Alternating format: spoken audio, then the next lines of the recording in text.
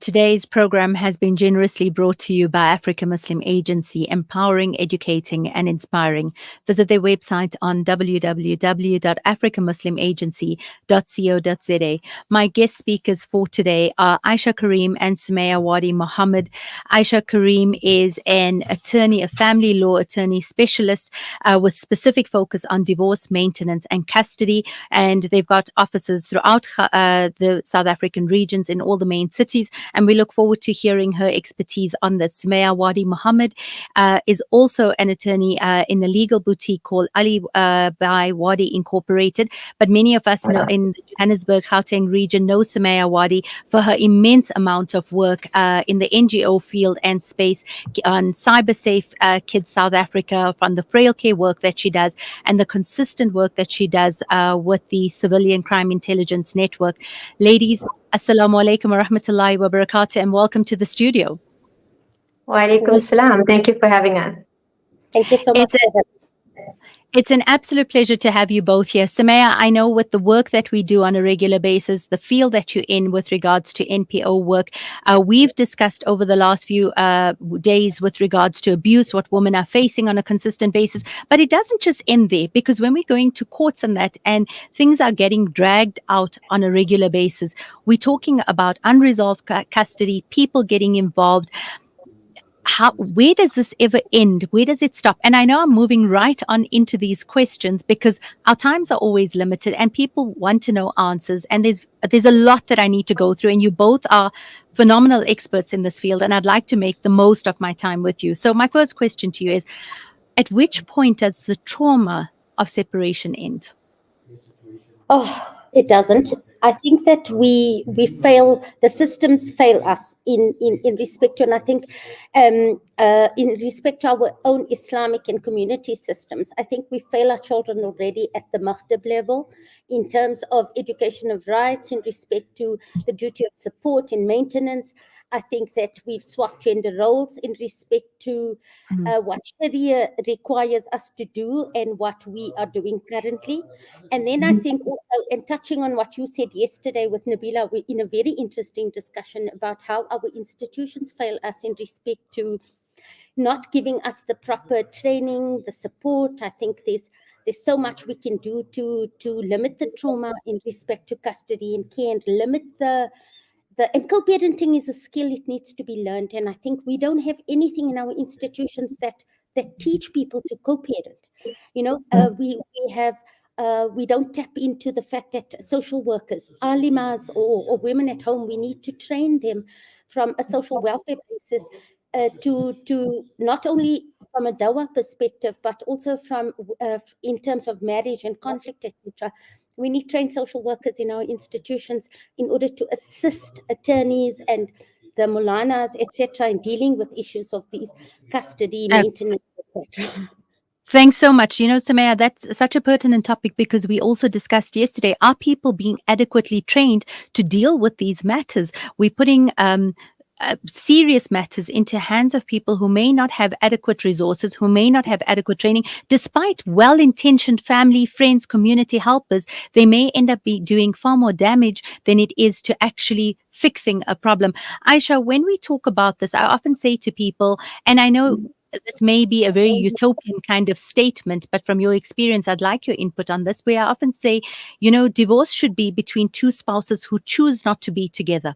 It shouldn't necessarily involve our children, because you're not divorcing your children. I'd like to actually believe that a father would not want to leave his children and a mother would not want to leave her children.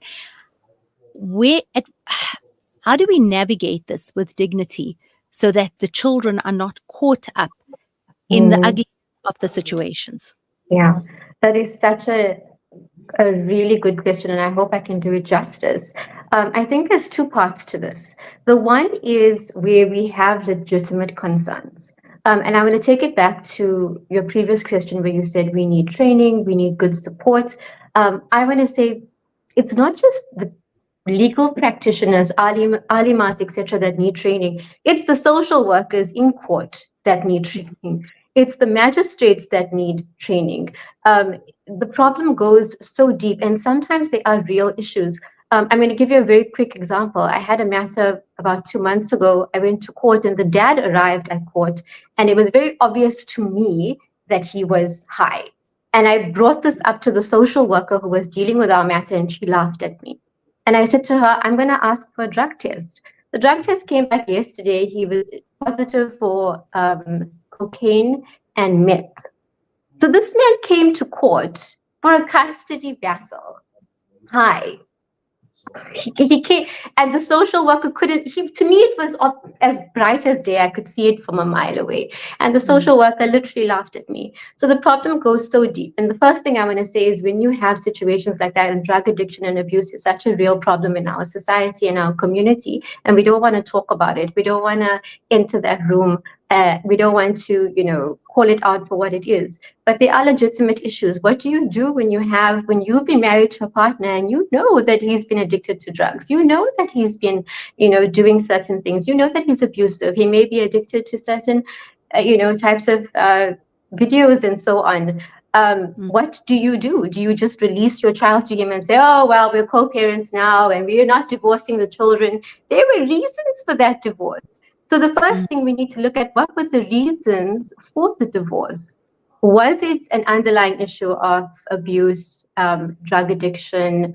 There are many other types of addictions as well. And is it in the child's best interest to be with their father, with those kinds of addictions?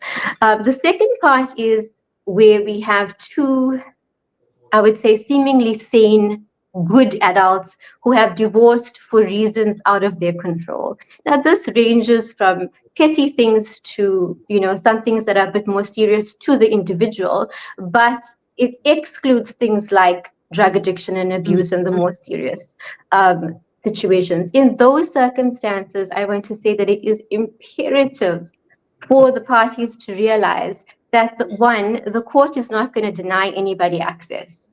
You have to make peace with that. You can go to court, you can fight this out for even 5 years. You both are going to get access to those children. So it's best for you and your ex-spouse to find a way to make it work. Why would you leave or entrust your children to a court? And I'm telling you, I just gave you an example of a social worker who missed such a big red flag in court. Why would you entrust our system, and I don't think anyone can deny that it's severely flawed, with your children?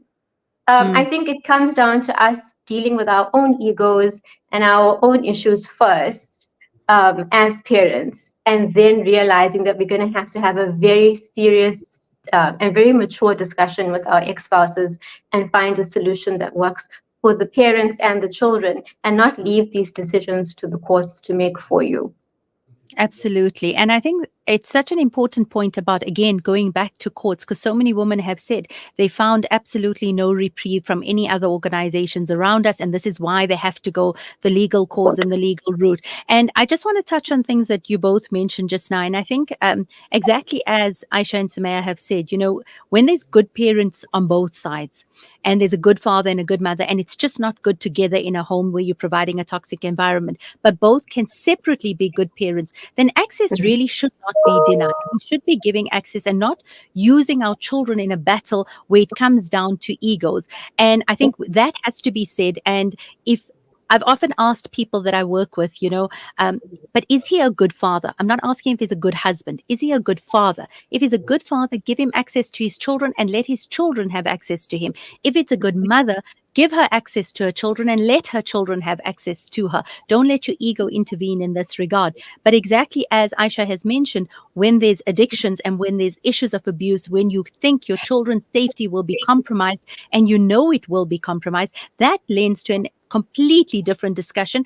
And then I do think, as we've mentioned in the show on the last few days, people who witness the nikah have a responsibility to the family, to the couple, and to the children to ensure that their rights are protected. And I think we can't deny this. Sumaya, when it comes to good parents, who need to be able to have this. How do we manage? And I'd like to just start off putting away the psychological aspects of it. And I think this is what we need to start with unpacking. How do we manage the fragile egos of I've been hurt, so now I'm going to teach him a lesson, and or I want to teach her a lesson, and I need her to win, and I need to win on my side. And we often have these outside voices influencing in a very negative way what could have otherwise been a very healthy separation for the benefit of the children. How do we manage for our listeners to say, don't listen to people who are telling you what you want to hear. Find advice from people who are willing to tell you, let's do best for your children so both of you can be separated amicably and with dignity. Because one of the questions I posted on my social media pages was it a divorce that was done with dignity? And majority of the responses was, does that word even exist in separation? And coming from a religion that's so steeped in dignity at a time when we're supposed to uphold it the most, we literally taking every part of that away from both spouses, both males and females. Yes, I think it's very difficult. Navigating the egos is a challenge as attorneys, and even I think in the space of counseling. But in South Africa, the best interest of the child is the primary principle when it regards contact and care of minor children.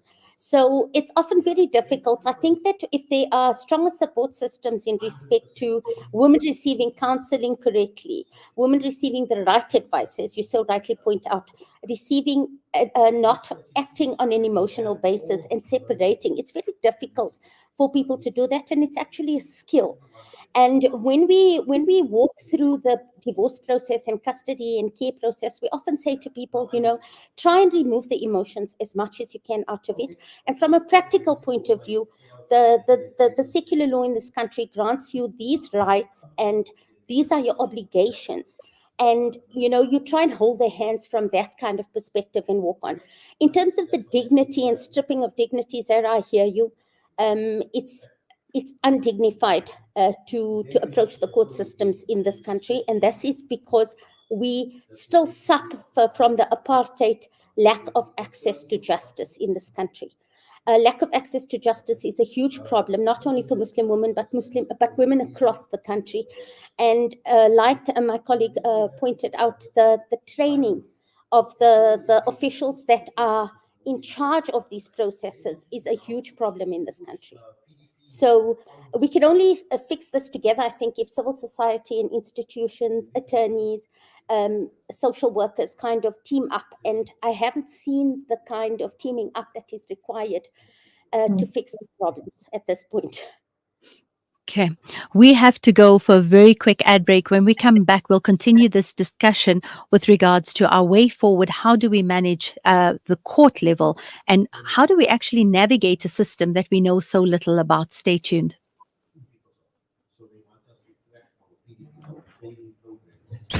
This is Salam Media.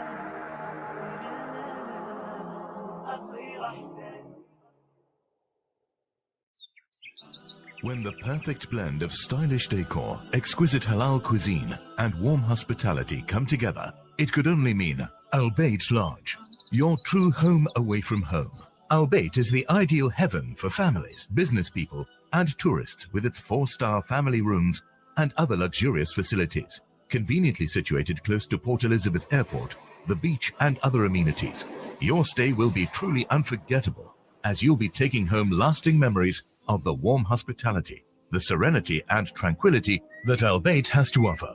For reservations, call 041 583 6415 or visit www.albaytlodge.co.za. Yasin Badat Financial Advisory. Are your financial goals feeling out of reach? Yasin Badat Financial Advisory is here to turn your aspirations into achievements. Our dedicated team, armed with a history of success, is ready to guide you through the complex nature of financial and investment planning. Whether you're a seasoned investor or new to the game, our personalized solutions cater to your unique goals and risk appetite. Trust in our commitment to transparency, integrity, and excellence. Ready to unlock a world of financial freedom? Partner with us today. Call Yasin Badat Financial Advisory at +27 33 346 2071 or visit www.yasinbadat.co.za. www.yasinbadat.com. Yasin Badat Financial Advisory, guiding you to financial success. After the recent attacks on Gaza, many families have been displaced with their homes left destroyed. Through your donations, our teams are on the ground in Gaza, providing support and delivering necessary aid to families affected.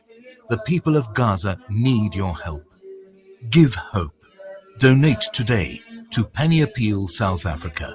www.pennyappeal.org.za 031 1100 573. We are here on the ground with Penny Appeal organizations in Gaza. Hey Gulam. Yeah? Did I return your lawnmower last month? No, bye, you didn't. Oh no. Now what'll I do? I wanted to borrow it again, man. With Randry Jewelers, you won't have to borrow or lend because the prices are so well trimmed on all gold and diamond jewelry. Alternatively, we could remake your old jewelry into a brilliant new design. Visit Randry Jewelers at 151 Stevens Lamini Road, Musgrave, Durban. Randry Jewelers, the family name you can trust. Attention drivers, revamp your ride with top quality tires at Best Drive Braamfontein. Our seasoned technicians guarantee a perfect fit for a smooth, safe journey. Choose from premium brands to budget-friendly options, all at competitive prices with special offers. From tire installations to brakes and shocks, we have all your vehicle needs covered. We also specialize in wheels, batteries, and suspension repairs. Get to meet our hands-on director, Mohammed Desai. With over 3 decades of experience, he ensures you receive exceptional service. Enjoy Salah facilities and a complimentary tea or coffee while you wait. Don't compromise on safety and performance. Ample parking available and full-time security on premises. Visit Best Drive Braamfontein today or call 011 837 4000 or 5000. We are 1 kilometer off the M1 highway. Take the Smith Street off-ramp towards Fortsburg, Fitas. Best Drive Braamfontein, where excellence meets service. Breaking stereotypes, moving boundaries, joining hands. Salam Media.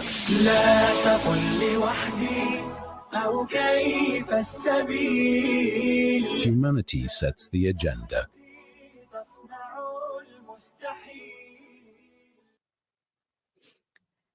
Assalamu alaikum wa rahmatullahi wa barakatuh, and welcome back to the mid-morning show with me, Zaheerah Bham-Ismail, and my guests, Aisha Kareem and Sumaya Wadi.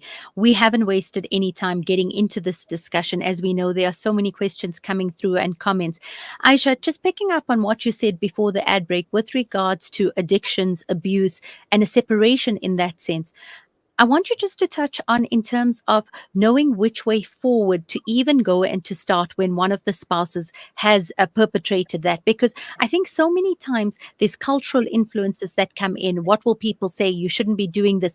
You shouldn't be bringing out the story. And then I often find that families, instead of actually helping the situation, want to cover up a mistake. So we'll end up saying, not my son, not my daughter, and trying to cover it up, not realizing you're far more detrimental in the process of providing for a healing family, because this is not just about a spouse, it's about the children that are involved.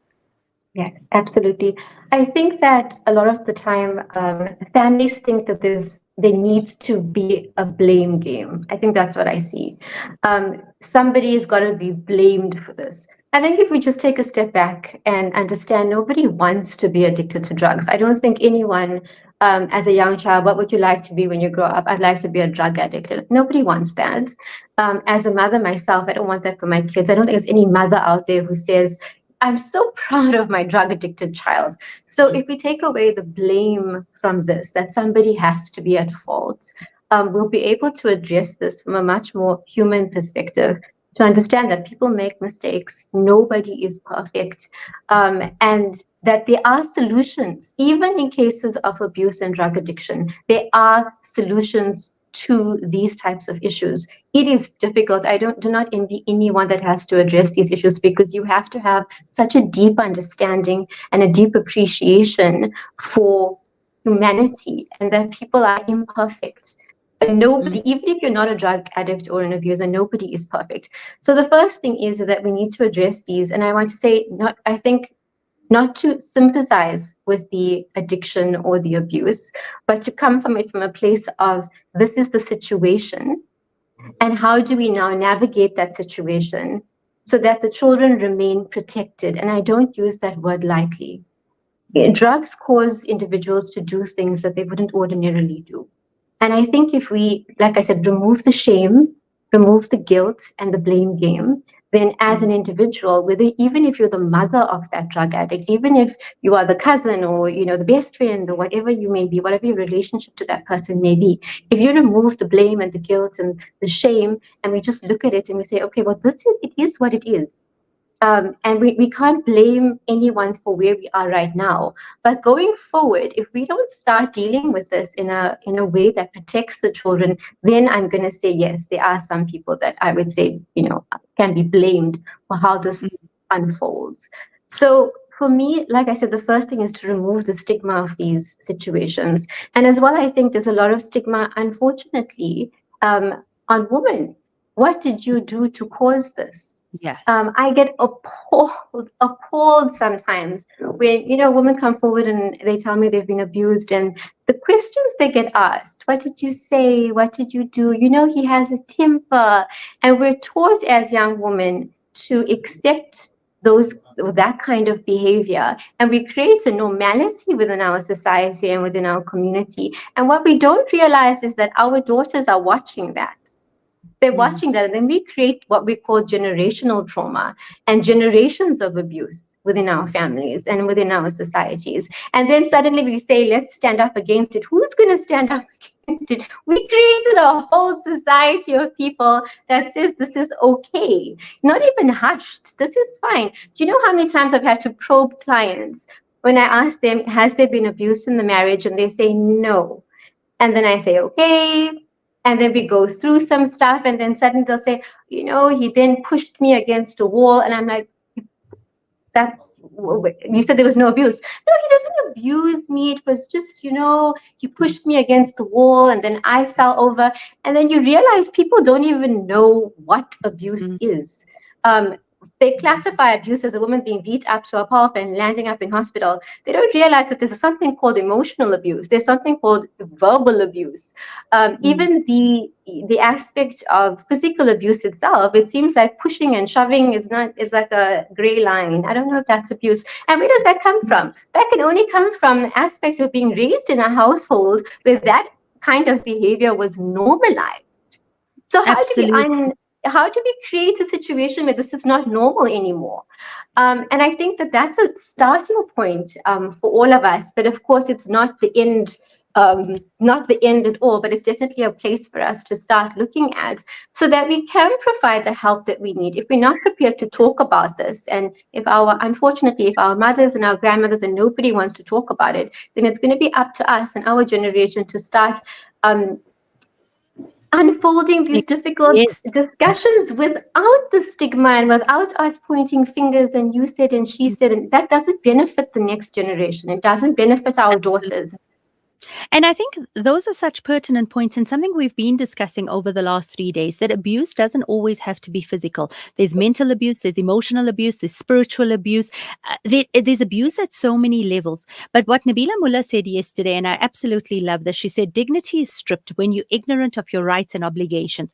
And this comes into what are our rights and obligations as women, as Muslim women, as wives, as mothers, as daughter-in-laws. And we're not just talking and screaming about rights. We're also saying what are our obligations in these marriages as well, and to our community and to our families. And Aisha, I think you've hit the nail on the head that we've got so much of stigma attached to this. And I have no doubt that you and Samaya face, much like most of the legal fraternity, especially women in this, the lashback from the community as to why you're supporting these things. Because I have to say this, when we opened up our safe haven for women, one of the comments that came was to say, we are encouraging divorce in our community. And I have to say that, again, that is ignorant. And I'm not mincing words on this, because providing a safe haven for women who are constantly being beaten, who are being abused, whose rights are being taken away at every level, It's Islamic for us. It's an obligation for us to be providing spaces for them where they can be taken care of, where they are safe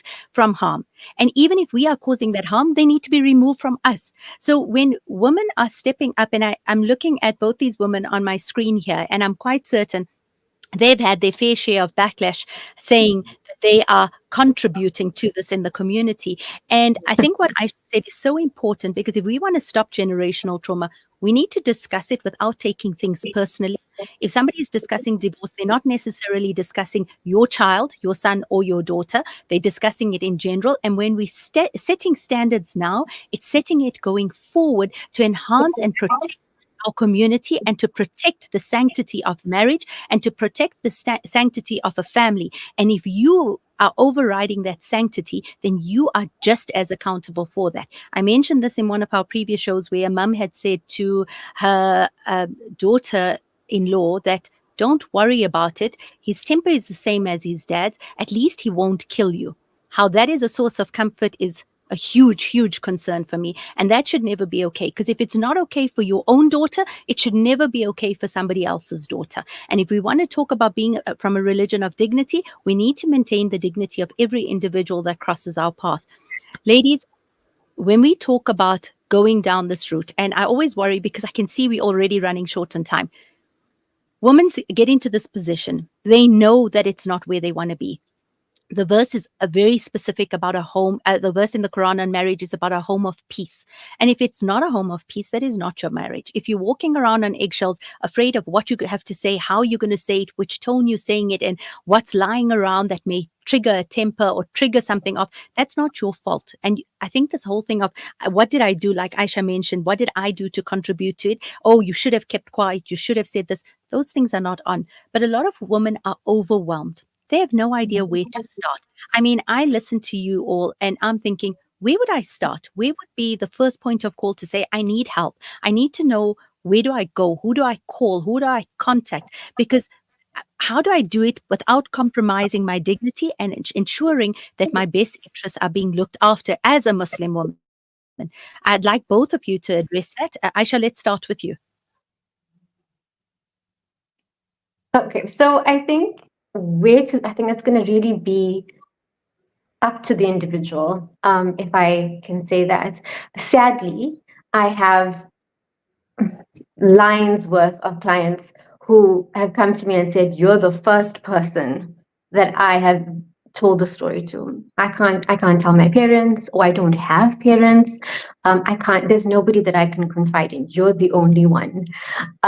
Which again, I guess brings us back to Samea's point at the beginning, where she said we need training. Like, can you imagine me dealing with, and it's not unique to me, where your clients walking in, like, you're the only person who, can you imagine the shoulders you have to bear that kind of information, that you have now been privy to somebody's very serious abuse. So for me, I feel like, but even in that situation, I'm going to say there is always someone out there who can assist you. If you have no one, then approach a professional, whether that is a psychologist, whether that is an attorney, whether that's a social worker, an alima, whoever it is that you have within your circle that feels right for you. And there's never going to be a one size fits all. I'm going to say you must start there. Of course, at any point in time, you should get legal advice. Knowledge is power. And if we don't know what our rights are, then how do we protect it, right? How do we know that I have a right, or that Muslim marriages are recognized, or that the Divorce Act says this and this is what I'm entitled to? Just this morning, I had a client who said to me, her talaq was finalized 2 years ago, and she asked me for recourse. And I said to her, if you had come to me 2 years ago, my answer would be very different. I can't really, give you answers as to asset distribution and what was fair and what was not 2 years down the line. So my answer is, first of all, if you do have a support structure and you do have good parents that will support you, I would always say, and in my experience, parents, when they support their daughters, they are like my shining stars, because my clients come in here supported, well-resourced, calm, and we can deal with this with a level head. So if you have that, that is an amazing thing to have. If you have supportive parents, in my opinion, that's the first place to start. Go to your mom and dad, go back home. If they've opened up the doors to you and they've said, come home at any time, please go home. because you're going to need them. You're going to need that support. And if you don't have that, there's no shame in that either. You know, a lot of us don't have that. The next thing I'm going to say is your best friends, your sisters, anyone that you can really rely on. You know how many best friends I've had in my boardrooms? It's like a little party. We all get together and then we decide how we're going to get divorced. It's quite fun. And I'm saying all of those things then removed, even if the first person you can contact because you have no one else is a legal practitioner, then you do that. So that's my point of call to women who are stuck. Perfect. I think that mindset of us having to change from your daughters will leave your homes only as a janaza after you get married also has to end, because if your daughters are being abused, if your sons are being abused, if your children are in a home where they are not okay, because toxicity and abuse is at every level and it's across all genders, you should always provide a safe space where they know they can come home. Sumaya, your last words before we go for an ad break? You know, Muslim women have always faced social stigma when it comes to the family dynamic. And if I look at the difference in approachability in the places that were available to Muslim women, when I started practice 20 years ago to now, I would say that we have in South Africa come a long way. There's many organizations such as Sisters of Light, Islamic Helpline, the Jamiatul Ulama. There are places where women can sort of approach and the stigma is kind of breaking. There is a shift, but accountability, education, very important, Sarah. And then, of course, the rights of women to approach the children's court by themselves, the magistrate's court. All this has been made easier. The Children's Act, the legislation we have in place is brilliant. The problem with us in South Africa is the implementation of such great legislation. But there are many ports of call where women can approach in respect to any sort of family law dynamic, and especially in the Muslim community, I think we've come a long way, and women are speaking up, and there is a remarkable change if I look at the 20-year timeline. Thank you so much. I think we're going to take a quick ad break. When we come back, we've got more hard-hitting questions for our guests. Stay tuned. Connect and stay ahead with Salam Media. This is Salam Media, coming to you live from South Africa. Valley's Motor Spares. We supply motor spares and accessories for all makes and models of motor cars, LDVs, bakkies, trucks, and earth-moving equipment. We deliver on time, every time. Please contact us via WhatsApp on 014-592-0925 or call 014-592-0925 or visit 28 Zenderling Street, Rustenburg. Remember the name, Valley's Motor Spares. The people of Palestine need your support now. Africa Muslims Agency is on the ground, already providing food, medication, and emergency supplies in Gaza. Donate any amount to Heal Palestine at africamuslimsagency.co.za. Africa Muslims Agency, empowering, educating, inspiring. Shimmer, sparkle, captivate. Nothing less than a masterpiece. Droplets of gold inspires precious design. Platinum bursts with intricate freshness, and every pure diamond becomes more than just a girl's best friend. Voda Gold Gem Jewelers, where timeless dreams become a reality. Come to us. We tailor-make designer gold, platinum, and diamond jewelry. Trade in or remodel your old gold. Clad yourself with classy name-branded watches. We offer insurance valuation and freezer card calculation. Visit us at 534 Ridge Road, Overport, or call 031-208-9142. Voda Gold Gem Jewelers, manufacturers of fine gold and diamond jewelry. When you give water, you're reaching out to drought-affected areas, bringing them to life. Fresh water to drink, to clean, and to grow. That's the power of water. Donate now to Islamic Relief. Searching for elite local and international investment and advisory services from an award-winning firm? Look no further than the Belmont Mayer Group, your gateway to unparalleled investment and wealth management. At Belmont Mayer, we believe in the art of wealth creation, a meticulous process fueled by our unwavering commitment to excellence. With a focus on providing elite alternative investments and quality advice, we also pride ourselves on maximizing value for our esteemed investors, as seen through our consistent outperformance. Your financial success is our top priority. Join us at Belmont Mayer and experience the difference firsthand. Ready to embark on a journey of greatness? Contact us today. Reach out to the Belmont Mayer Group on 078 786 1698. Call or WhatsApp or email us at info@belmontmayer.com. Elevate your financial future with Belmont Mayer, where every detail matters. Listen to something fresh. Listen to Salam Media, your humanitarian broadcaster.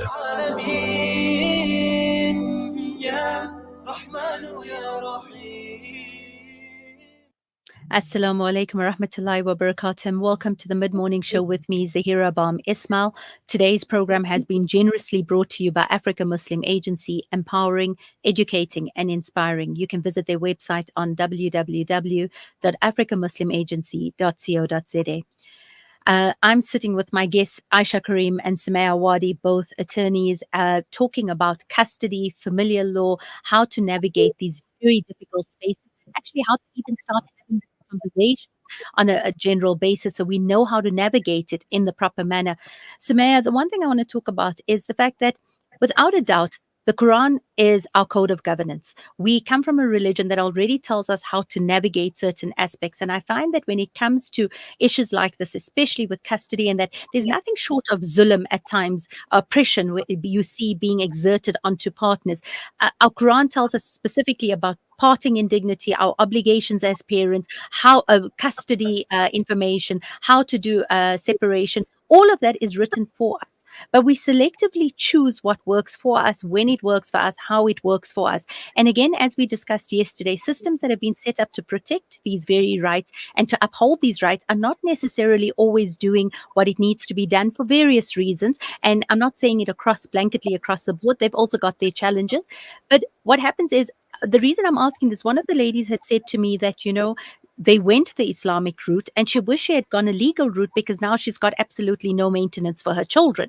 And that was never upheld. And then on the other side, I've got fathers who've been saying that they've been kept away from their children because it's always in the best interest of their mother and they've done everything they need to be doing. But their rights as a father Islamically are also not being upheld.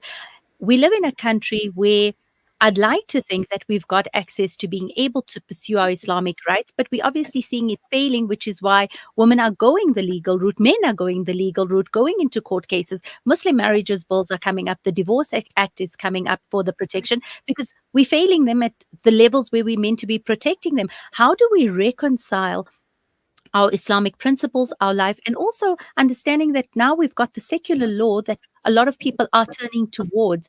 How do we basically balance the two to make sense, to understand that we can't be violating our own rights or the rights of our partners from an Islamic basis? And again, we're not talking about cases specifically of abuse in that. I'm just talking generally. Sumaya? Yeah, so you're quite right. South Africa's legal system primarily operates under secular law. It is in conflict with some Islamic principles of family law. Muslim women face difficulties and challenges in reconciling the religious expectations with the civil legal requirements. And it comes down to the fact that working in this space, I think we fail women who want to use Islamic law and want to apply the Sharia fairly and rightly so to their situations, because we don't have systems in place that adequately cater for women. So we don't have a parenting plan or co-parenting skills programs. We don't have social workers at the point of women asking for separation. You must know issues with care and contact do not only come up in the context of divorce. Sometimes parties are required to separate. and for a certain amount of time to see if they can work through the issues. Yet the question of the children and the maintenance is all left up in the air. And, you know, I firmly believe if we have social workers trained at that point from our community, Muslim women who are educated with Islamic principles as well as, principles of social work, etc., that can look at the best interests of the children, advise parties. And I think we fail. For me personally, as an attorney in this country, I think that mediation should be a mandatory process in any family law matter. I think that mediation is undervalued in this country, and I think we also, as Muslims, undervalue the benefit of mediation or mediating family law disputes. And I can see a way for us to apply Sharia law adequately within the context of the family law dynamic if we submit, or if more people were eager to submit to mediation instead of running to the courts. Perfect. Aisha, any comments on this? Yeah, so I differ slightly with that. I feel like mediation, yes, works when we have, two willing parties who want to mediate. Unfortunately, I think for what I've seen, and I'm not talking about where there's abuse and that, I'm just an ordinary situation. I think sometimes when it's not done properly, mediation just becomes another route through which the woman gets bullied into doing something that she doesn't want to do. And that's nobody's fault. Again, it goes back to the first point that Zaheerah made is that we don't have sufficient training. And sometimes the issues are not so black and white and they're quite complex. And then we put women in a situation. I've seen hundreds of parenting plans where I've said, why did you agree to this in the first place? Oh, well, we were there and then this is what they said I have to agree to. Women are not told about what their rights are. They're not told, well, this is what you can and this is what you can't do. And from an Islamic perspective, is that then just not us furthering her oppression? By saying to her, well, this is what, without properly advising her, without saying to her, listen, you don't actually have to sign this. Nobody's forcing you. These are your options. This is what you can do. This is what you can't. This is what the law actually says. And then this is what we're trying to get you to agree to. So I think the information sometimes is being withheld. And I'm not sure what the reason for that is, but that's just the feedback that I get from some of my clients. I've also received complaints that women have tried to approach Islamic organizations and they were told things like make sabr, or this is what, we're not prepared to assist in this regard. And then they come to the attorneys, and like you mentioned, and then we're all painted out as these terrible human beings. We're the bad guys. But, the woman will say to you, I tried for 2 years through these organizations to assist me from an Islamic perspective. I've asked them to help me from an Islamic perspective, and I was told, some very questionable things. And again, this is not my story. I've not approached them for any of my personal reasons, but this is what I've seen, and this is what clients have said to me. I think that's quite correct, Sarah. I think that in our communities, we don't put enough emphasis on the Islamic priority of a husband's duty of support towards his children, within that marriage and outside of the marriage. I also think that in our society currently, we have a big problem because mahrams have abdicated their duties of support. Yes, Zaheerah, 100%. We need to go back to the drawing board. Yeah. We need to sort of educate young men and women about what Sharia is. Sharia is, I always say I'm not a feminist because Islam gives me enough. Oh, sure. Alhamdulillah. So I think that it goes down to educating. Our alims, our ulamas, they're very loath to sort of tiptoe in that space. They don't want to dictate, but I think we've come to a point because society is just all topsy-turvy, and this is why I say we fail our children. We fail our children as a community. So, Zaheerah, I must say, I agree with you in that sense. I think in regards to us not having these discussions, and that I think we're changing it. I think the fact that we can sit on a radio platform and openly have this discussion and have input from people across the board, from ulama all the way to somebody out in corporate, is actually a testimony to the fact that these discussions are actually a lot more palatable for people. And if it's not, it's going to become that. But I think just two things I want to touch on that you both have mentioned, the role of mahrams. And I think people forget that. We want to talk all the time about our mahrams. You have your mahrams present at your nikah. Your mahrams should be present at your divorce proceedings. Your mahram should be there to protect you, not just carry you when they're burying you, because, oh, then you need your mahram there. And if we are failing in our rights at mahrams, again, go and understand what your rights and obligations are as mahrams. And I said this yesterday, if you want women to step into their feminine energy, men need to be stepping into their masculine energy and taking responsibility, because it's not just about rights. It's about what your duties are, what your obligations are. And again, our Quran has set that out very clearly for you.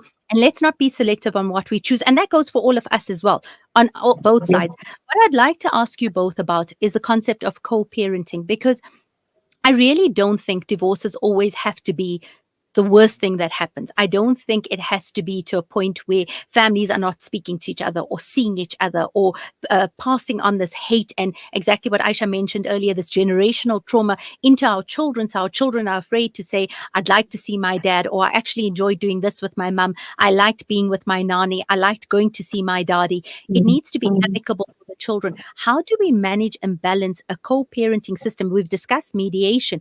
But where do you even go about starting that so we have the best interests of the children at heart? Aisha? Yeah, I'm so happy you touched on that, because that is such a point that I wish I could stand up on a mountain and just scream it to everyone. I think for me, and it does depend on the age of the children, of course, but I can't tell you how many times I wish I could just take both the parties and shake them and say, can you please listen to your children? Exactly what you said. If the child says, listen, I want to spend Eid morning with my daddy, like, don't take that offensively. Your child loves your daddy. That's amazing. That's a testament to how great the daddy treats your child. Don't take that as my child doesn't want to spend Eid morning with me, and listen to your children. Children, even in terms of the Children's Act, I mean, there's an entire section that deals with the voice of the child. In court, we have, children are appointed their own attorneys, because that's how important their voice is in our country. And then us as parents want to ignore our children when they say, and then I'm going to say something a little bit difficult, when the child says, I want to live with my dad. The first thing I get, and the most common response to that, you're alienating my child. The mother or the father has put these ideas in the child's head. Maybe the child just, it's a teenage boy. Maybe he's at an age and he wants to be with his dad, and maybe that is best for him. So when it comes to co-parenting, my number one thing is, you are parents, yes, and again, I'm saying it depends on the age of the child, and yes, you have a responsibility to make good decisions for your children. Part of those decisions is listening to what your child is saying, provided that it's reasonable. Obviously, the child saying, I want to go live as a gypsy, the beach, absolutely not. But if the child is simple request, can I just spend the holidays with my mom? Can I just have the whole December with can I travel to Dubai with my mom's family? Can you please not withhold consent for no reason for that? So when it comes to co-parenting, I really want to emphasize the fact that not every single situation is your child being alienated. Your child could be deeply loved by daddies and aunties and moms and dads, and you're going to have to start getting comfortable with that. And I'm going to start getting grateful for that. Many families don't have that. If your child has that and they have two homes where they feel loved and valued and heard and seen, that is amazing. You've won. Whether you believe it or not, you've won in life, and take that as a win, and then say, sure, you want to spend Eid morning with your dad in Johannesburg? No problem, my love. I'm going to make that happen for you. And I understand that it's not an attack on your, little dot on your record. It just means your child is loved, and we must listen to our children as best as we can in those circumstances, and especially when it comes to co-parenting. And I'm going to say this to the moms and dads out there. If your child is saying, and this is where it comes back to the domestic violence, and I really want to touch on this because it's also so important, is when your child is saying, especially young girls, when they're saying, I don't want to go to party X, I'm going to say, please take a minute and hear your daughters, especially your daughters, because this is where it starts. When we start forcing young girls to do something with their mind, their body, their soul is giving resistance. And we're saying, sorry, there's a court order, there's a parenting plan, you've got to do what you've got to do. What are we teaching them? Then they grow up and they stay in abusive marriages and we're like, oh, but why did she stay? Well, she stayed because this started, when she was 5 and you forced her to do something she didn't want to do. Listen to your young girls. If you want them to grow up to be confident, well-rounded, articulate women in the society and contribute positively, start listening to them when they're 7, 8, 9 and say, honey, I respect you. I respect what you're saying. You don't want to see daddy today? Cool. Mommy and I will chat. I'll see you tomorrow. Mommy will make it happen tomorrow for you. Or on Wednesday when you're not supposed to see dad, maybe you suddenly want to see him then. Mommy will be there for you at that point. Mommy and daddy will make it happen regardless of what the parenting plan says or what the court order says. So, Aisha, then I have to ask, and maybe Samaya, you can come in on this, because where my concern that comes in is that children will also use a situation to their benefit. We know this. Children do need limits. Children do need boundaries. Yes. And children will also try and play a situation to whatever it is. I'm not talking about forcing children where there's an abuse situation or you can see a child is genuinely, and this is for girls and boys, genuinely physically feeling unsafe being in a specific environment. But I'm talking about a general plan where a child says, I'd rather go out with my friends and I don't want to go here or I don't want to go there. How, Samaya, do we then also put it in? Because if everything is fine between the parents, if they are both good parents, surely then we also need to say, actually, but it is your time with your dad. And, a good, I had an exceptionally good relationship with my father, and I do feel that daughters do need healthy, good fathers in their lives, as well as boys need good, healthy mothers in their lives. We need good, healthy parenting. So how do we find that balance also when we're talking about co-parenting? Because sometimes a father may see that as a mother indulging her child to not let them come to their side of the family, or a mother may see a father as, like you mentioned, pulling the child onto that side. So what is the balance in co-parenting where we're managing each other on a mature level, where egos are not coming into play for the benefit of the child? Sarah, I always say to my divorce clients or to my parents, to parents who are separated, that even as a married mother, parenting is a skill. It's a skill we learn, and it's a skill that we apply according to the context in our relationship. You have to take egos out of it. So even, as a co-parenting children is a skill within a marriage and out of that marriage dynamic. And I think it's important for parties. I always say to them that your marriage failed. That is it.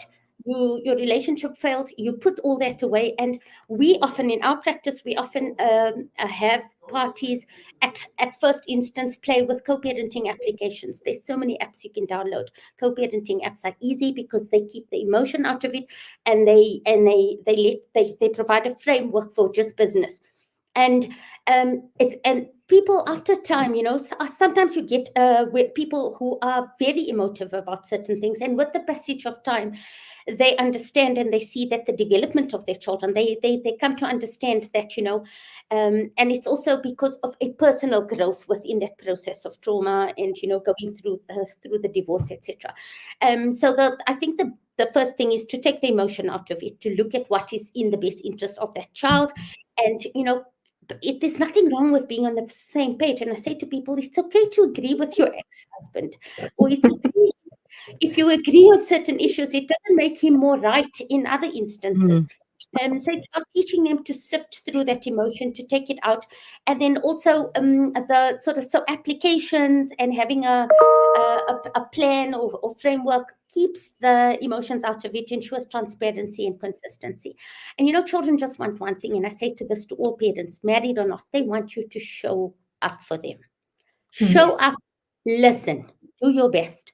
Your best may not be the next person's, but within your means and within the framework of circumstances, do your best.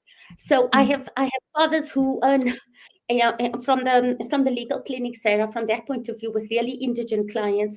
I have fathers who wash cars for a living and will save up that 12.50 because they have to get a taxi to do that custody visit, even if he's going to use the walk to the custody visit, but use the taxi to come back when it's dark.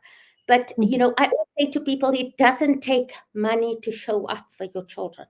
We're doing our children a disservice, and I think we in our communities we don't make enough use of the support systems we have. We have too much Absolutely. for the ego, and it extends to Dadi and Kala, etc. And it really does take a village to raise a child, especially in today's society.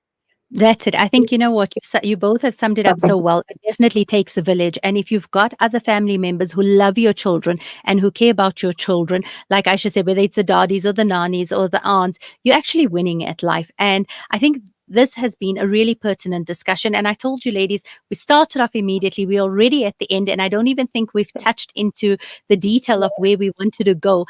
But Jazakallah so much, Aisha Kareem and Sumaya Wadi, for joining us here on Salam Media to unpack and to begin the discussions that many would have otherwise found very difficult to have, but many people are logging on because it is something pertinent to them. And I hope that somewhere along the journey, we do find a balance along the way that makes it good. I think the one thing we have to understand for our children didn't ask to be born. And the moment we have children, we have a duty towards our children. It's no longer about us and what we want. It's about our rights and our duties and our obligations to our children and being able to do right by them. And I think it was so nicely summed up. Our children don't need our money. They don't need to be able to just buy things.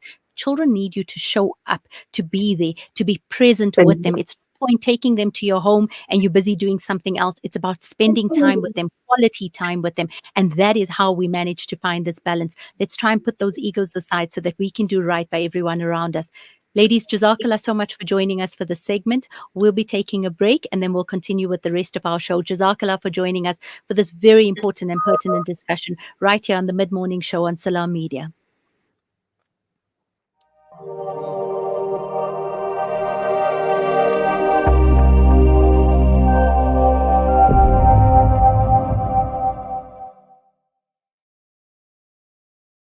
South Africa. Contact Lenasia Livestock and Poultry for all your sadaqah